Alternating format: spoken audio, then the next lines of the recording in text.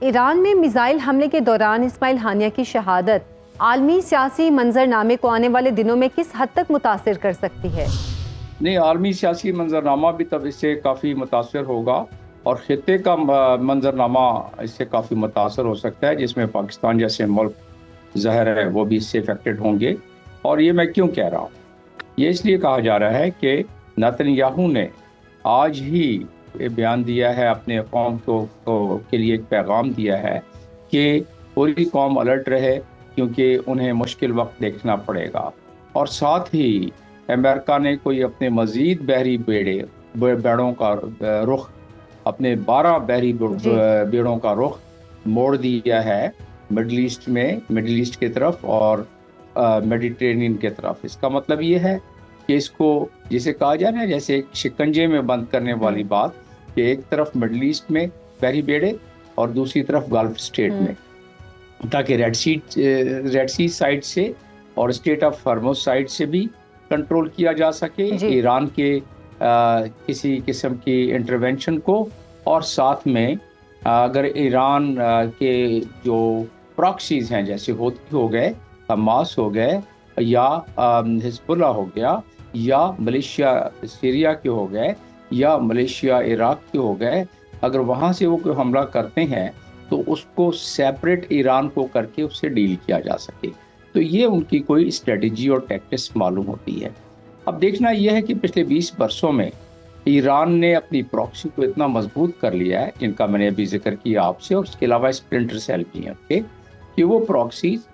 بڑی قوی انداز میں، بہت مربوط انداز میں اسرائیل پر حملہ کر سکتے ہیں، یا کوئی ملک اگر اسرائیل کا ساتھ دے تو اس کو بھی نقصان پہنچا سکتے ہیں۔ ساتھ میں امریکن بیسز، وہ یہ پراکسیز ان کے ساتھ بھی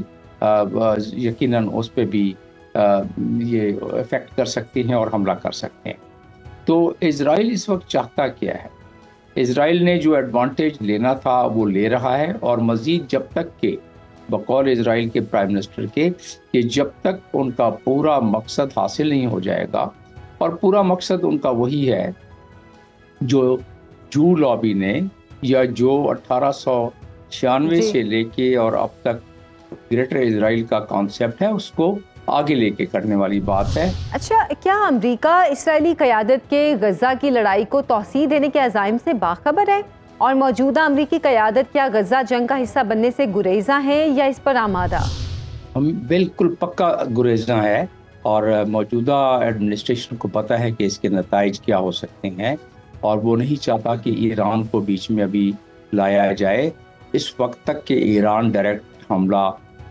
آور نہ ہو جائے اسرائیل پر، اس حد تک کہ وہ اسرائیل کا بہت نقصان کر سکے۔ جب تک کہ امریکہ کو یہ یقین نہیں ہوگا، اس وقت تک امریکہ چاہے گا کہ یہ آگ مزید نہ بڑھ کے۔ اس کی وجہ یہ ہے جو میں ابھی ذکر کر رہا تھا، کہ ان کے بیسز ہیں اس پورے علاقے میں،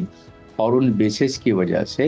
ان کے بیسز پر بھی حملہ ہوگا اور نقصان امریکہ بھی کافی ہو جائے گا۔ لیکن جب ان کے بحری بیڑے پہنچ جائیں گے 1-2 روز کے اندر، اور کچھ پہلے سے موجود ہیں، تو ان کا وہ جو نظام ہے جیمنگ کا اور آئرن ڈوم کا، اور جو ساز و سامان ہے، اس کی وجہ سے وہ ایران پر حاوی ہو سکتے ہیں، تاکہ ایران حملہ نہ کر سکے۔ اس وقت میں اگر اپنا اس پہ تجزیہ کر کے پیش کروں تو محسوس یہی ہوتا ہے کہ امریکہ حتی الوسع کوشش کرے گا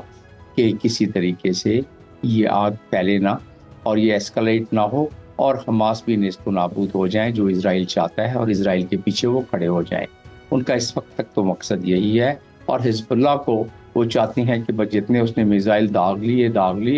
2, 4, 10, 100, 200 اور کر لے، لیکن نقصان نہ پہنچائے۔ لیکن وہ غزہ کا جو معاملہ ہے، اس پروجیکٹ کو وہ اختتام تک نتن یاہو جس طرح چاہتا ہے اس کی مدد کر رہے ہیں۔ وہ نیگوسیشن جو چل رہی تھی، پیس پلان جو چل رہا تھا، وہ محسوس ہوتا ہے کہ اب اس میں کوئی جان نہیں رہے گی، خاص طور پہ اسماعیل ہانیہ کے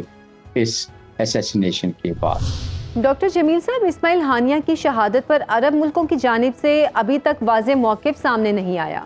کیا عرب دنیا خود کو اس تنازع سے الگ تھلگ سمجھ رہی ہے، اور کیا واقعی ایسا ہے؟ نہیں، اس نے اس پہ کیا ہے، قطر نے اس پہ کنڈیم کیا ہے، اس پر سعودی عرب نے کنڈیم کیا ہے، کنڈیم کرنے والے تو وہی ہیں، جس طرح OIC کے ریزولوشن پاس ہوئے اسی طریقے سے کنڈمنیشن ہو گئی. اس سے زیادہ تو نہ ان میں دمخم ہے، نہ اس سے زیادہ ان میں وہ ہے صلاحیت ہے. صلاحیت تو خیر چلیں اگر ہے بھی تھوڑی بہت تو وہ نہیں چاہیں گے کہ اس کا سامنے پرچار کریں. تو لہٰذا یہ جتنا وہ کر سکتے تھے، ایجپٹ نے بھی اس کی کر دی ہے کہ بھائی اس کو بڑھنے نہ دیں، اور اس میں ان کو بہت تشویش ہے. ایجپٹ نے بھی کر دیا، قطر نے تو پہلے ہی کر دیا اس کو کہ جی وہ اس کو نہ بڑھنے دیں اور کسی طریقے سے اس کو آگ کو بجھائیں. اور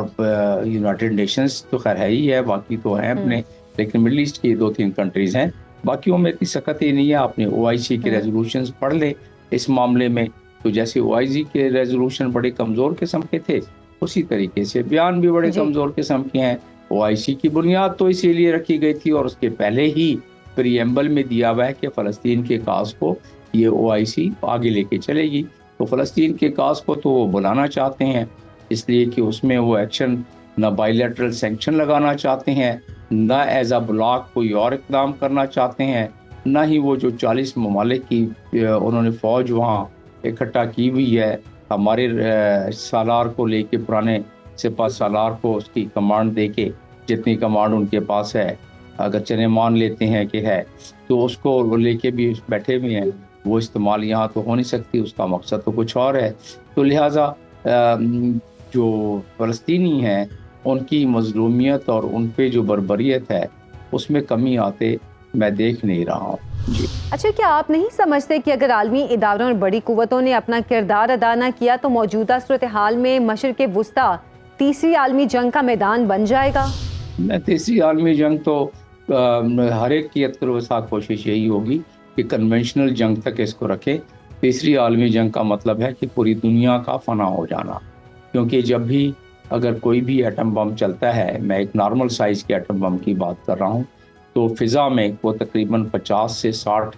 میل تک اوپر اس کا فائر بال جاتا ہے، اور ایک ہفتے کے اندر اندر پوری دنیا میں بادل چھا جاتے ہیں، اور اس کی جو کنٹیمنیشن پارٹیکلز ہوتے ہیں پوری دنیا میں پہنچ جاتے ہیں، وبا پھیل جاتی ہے، فصلیں ختم ہو جاتی ہیں، بیماریاں شروع ہو جاتی ہیں. تو دنیا کو اس کا بڑا اچھی طریقے سے ادراک ہے کہ اگر پوری دنیا کو ختم کرنا ہے تو تیسری جنگ جس طرح انڈیا پاکستان کے درمیان فل فلیگ جنگ نہیں ہو سکتی، کیونکہ انڈیا کو بھی پتا ہے کہ اس کے ساتھ کیا ہونا ہے، پاکستان کو بھی پتا ہے. تو لہٰذا کوئی بھی دو پاور یہ کولڈ وار میں ایک دوسرے کو آنکھیں دکھاتے رہے، ایک دوسرے کے سامنے فوجی کھڑی کرتی رہے. رشیا، USSR اور امریکہ افغانستان میں پنجہ آزمائی کرتے رہے، لڑتے رہے، لیکن کبھی نیوکلیئر کی بات تو اس لیول پہ لے کے ہی نہیں گئے. ان کو پتا تھا کہ اگر بات دونوں کے پاس ایٹم بم بہت سارے پڑے ہوئے تھے، اگر وہ چاہتے تو دونوں ملک ایک دوسرے کو تباہ کر کے آرام سے اوپر آسمان میں چلے جاتے. تو تیسری جنگ کے آثار اب دنیا میں نہیں ہیں. اگر ہوا تو حادثاتی طور پر ہوگا. حادثاتی طور پر اس طرح ہوگا کہ اگر ایران نے تنگ آمد بجنگ آمد کا آ کے، اور جس طرح کی شنید ہے کہ ایران ایٹمی پاور اپنے آپ کو اس لیول پر پہنچ گیا ہے اور یہ کر سکتا ہے کہ اپنے میزائل کے ساتھ جوہری اپنے مادہ لگا سکے، تو اگر ایسا ایک بھی چل گیا کسی طرف بھی، اسرائیل کی طرف یا کسی طرف، تو پھر جواب اس کا آنا میں سمجھتا ہوں کہ آ سکتا ہے. اور اس کی وجہ سے وہ جو باتیں میں نے کی ہیں ایٹمی یا تیسری جنگ عظیم کی، تو وہ صرف کنونشنل کی حد تک تو رہ سکتا ہے. اس کو اگر ایٹمی سائٹ پہ، کیونکہ تیسری جنگ میں احتمال یہی ہے کہ ایٹمی جنگ ہو جائے گی، تو ایسی صورت میں وہ کوئی بھی ملک نہیں چاہے گا کہ اپنے آپ کو فنا کر لے. کہ ہر ملک کو پتہ ہے کہ اگر کسی ایک ملک کی طرف سے آئے تو دوسرے ملک نے تیاری رکھی ہوئی ہے. جیسے پاکستان نے اگر جب بھی اس کے اوپر خدا نخواستہ ایسا وقت آیا یا حملہ ہوا انڈیا کی طرف سے، تو پاکستان کی اپنی پوری تیاری ہوتی ہے کہ اس کا جواب دے اور انڈیا کو بھی اسی طریقے نیست نابود کر دے جس طرح اگر پاکستان پہ خدا نخواستہ وہ حملہ کرنے کی سوچے. لہٰذا آپ نے دیکھا کہ یہ کبھی جنگ پاکستان اور انڈیا کے درمیان فل فلیج جنگ نہیں ہوئی ہے. اور پچھلے جب معاملہ چلا تھا پلوامہ کا، تو پوری دنیا کود پڑی تھی اس میں کہ کہیں ایسا نہ ہو کہ کوئی ایک ملک چلا دے تو باقی پھر دوسرا ملک اس مجبور ہو جائے گا چلانے میں. جی